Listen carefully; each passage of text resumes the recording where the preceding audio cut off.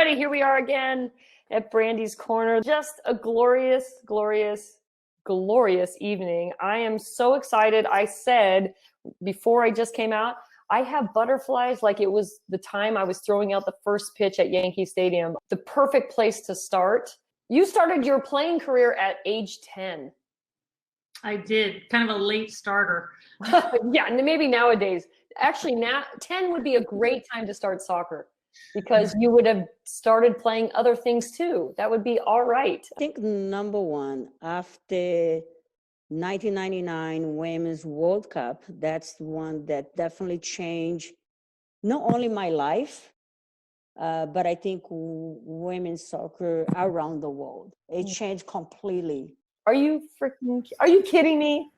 I'm telling you, when Maria called me, I was like, okay, so you must have God's phone number. Like, I really don't even believe that you all didn't know that that soccer was such a big part of my life. Soccer's opened up so many doors for me that I never knew could even happen. So I'm just, very blessed and grateful for, being a part of a World Cup championship team and just, being able to give my all to my teammates every single time I step on the field. I think that's something that I try to teach everybody is you have to enjoy what you do. You can't be showing up for, any other reason other than that you truly want to be there and you just want to be at your best at all times. So, well, that is a beautiful segue, my friend, into a very dear friend of yours who I didn't have to beg too hard to get a little bit of an insight on Crystal Dunn. In England, when I was growing up at the time, there wasn't an opportunity really to play football. Really, there was no girls' teams, and it was playing them with the boys or nothing. So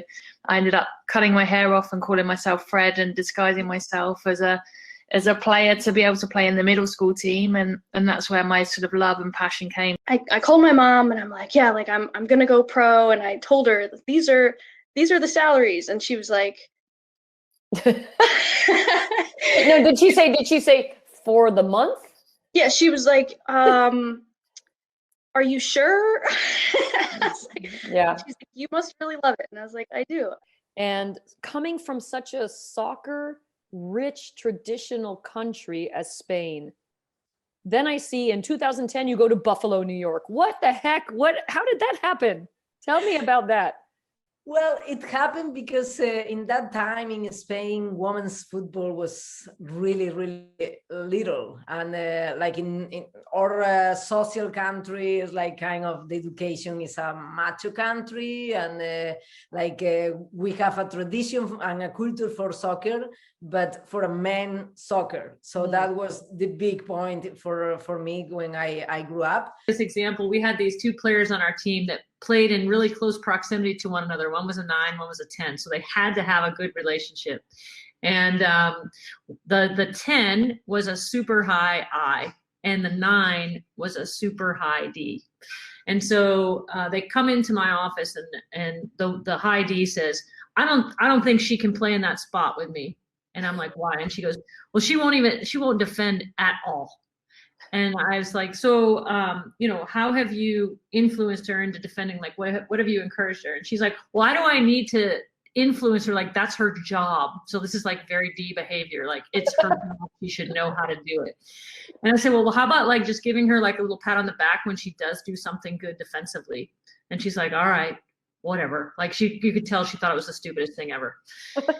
So the next day we were out playing, and the high I like does something really minor, like maybe checks her shoulders and like pinches people in or something, like nothing big deal. But the high D was like, hey, like great job, way to defend. So then the high I was like, oh, like I'm gonna do that more, And so it just like the motivation of the D is like the task is she needs to defend. The motivation of the I is like, hey, give me a little positive feedback for that, and I'll do that all day. Well, I am so happy to have been here and just to engage in this conversation. It's so important.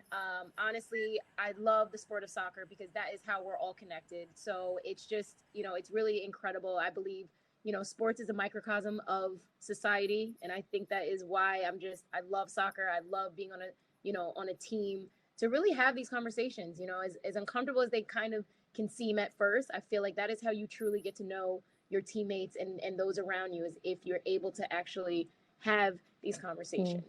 For anybody who ever has gone to a U.S. women's national team game, I want to say thank you. To think of the growth that's happened in women's soccer is really phenomenal. And the fact that we here in women in soccer are going to be great change makers in the future. So change is coming, people. Change is coming. So remember that.